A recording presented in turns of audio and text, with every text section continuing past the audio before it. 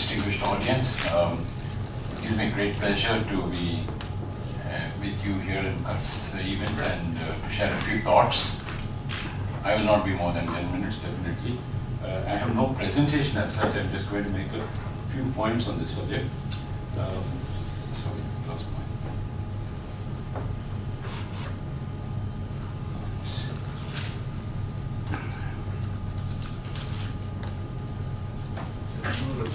I would like to first make a disclaimer. I'm not in the industry right now. I was in this mobile industry for 20 years, but last 2 years, I am now an independent consultant and involved with the Broadband India Forum, which is a think tank and a policy forum. So very intimately involved in all aspects of broadband. That's the first disclaimer, and I'm not working for any company. I would first like to state that in respect of broadband, we are not talking of a mere facility, because I keep references to it as a facility, labels for facilitation, etc.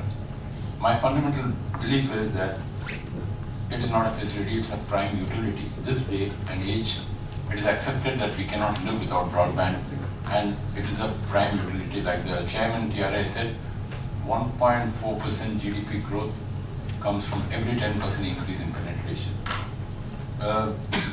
Therefore, I would however add that your title, sir, of nutritional criteria is extremely relevant, because it's a prime facility for which nutritional criteria are very important.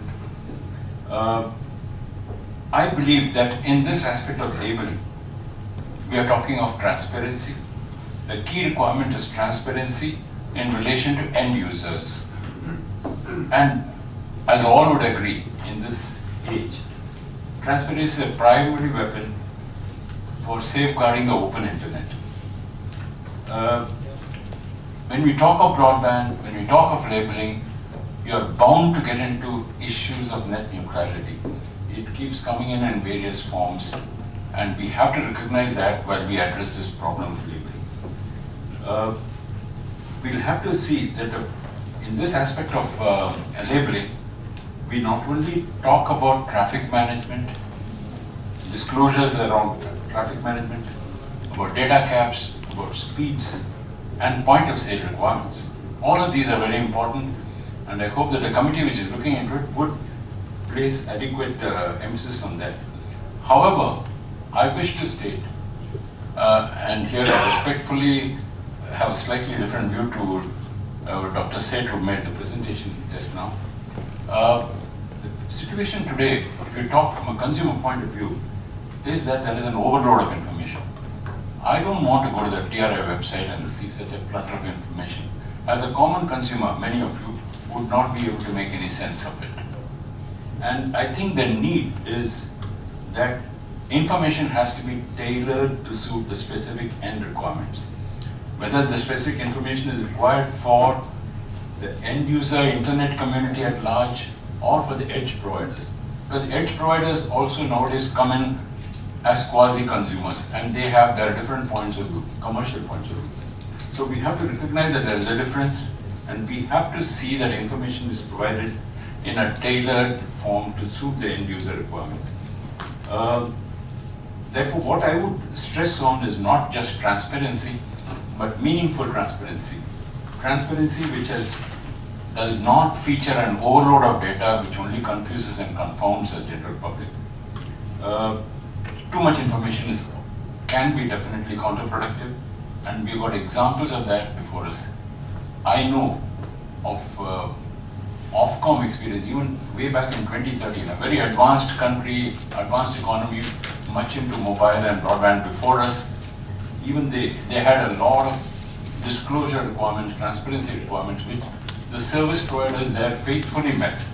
But what they found in their survey, Ofcom, the regulator, they found that only 1%, the disclosure as regards traffic management principles, etc., only 1% of the consumers actually understood it or wanted to use it or used it.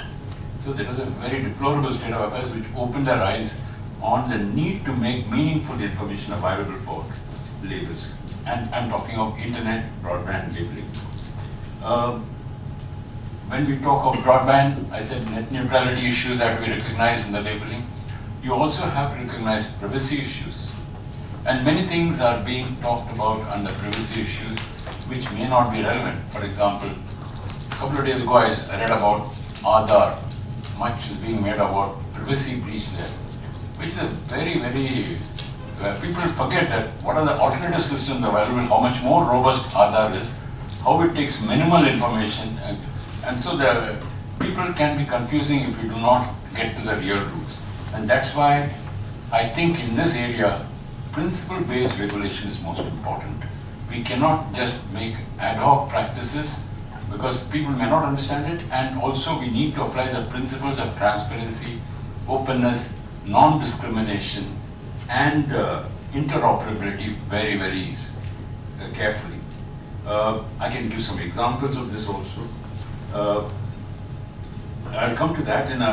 What we need to do is therefore consumer-friendly information. Generally, among service providers, and I've been 20 years with service providers in the industry, it's very common. We normally lapse into technical jargon, telecom-specific jargon. People will talk of latency and jitter and other aspects which people will not relate to in normal life. So we need to have consumer-friendly formats, and like rightly mentioned by Dr. Seth, what I would stress on is not elaborate formats. I've seen the FCC format, which I can show you all if you want, FCC or European format. Nobody normally in day-to-day life will make sense out of it. A service provider can give you 25, 50 tariff plans, and you would be lost in that deluge. So you need to have apps, specific apps which can help the consumer, normal consumer, to migrate and learn about the requirements. I would also like to mention one of the fundamental points. Everybody is talking about the need to have minimum disclosures, where I agree fully with Dr. Sharma, Mr. R. Sharma in the morning. Most of what he said was sheer music to us. But one thing which needs to be very careful, a couple of aspects. Many aspects of deviation are often sought to be justified by using the term laws of physics. I'm a student of them. I love physics. I've studied all my life physics, and I think sometimes we tend to stretch things to justify things. Physics doesn't call for many of the things which are sought to be justified. So the regulator needs to be very careful in that. The regulator also needs to be careful, and for example, on the other side also, to apply the same aspects of broadband labeling for wired broadband and wireless broadband to a completely different domains governed by completely different characteristics and limitations. So we need to recognize that and take care of that. Last but not the least, I would like to mention one thing about consumer-friendly practice, which was stressed by the chairman, TRA, and others. See, it was very rightly pointed out that for a 100-rupee dispute or grievance, I don't want to go to consumer court, spend 300 rupees, 500 rupees. So what's the answer? I'm reminded that even way back in 1994 or 1995, and my friend Dr. Mahesh here will bear me out, in CRTC in Canada, the regulator, you could pick up a call, and on the call the consumer could get redress. You didn't have to go to elaborate, and you would call a 1-800 number. So he doesn't even incur a telephone.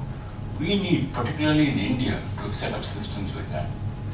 We need ombudsman. 10 years ago, there was a telecom ombudsman sought to be established. I was very closely involved in that. Unfortunately, due to various circumstances, it could not materialize. We need that. We don't need expensive practices of going to consumer courts and taking care of other things like that. I think I should stop with this because the time is already, I think, 10 minutes. Thank you for this patient hearing, sir. Thank you.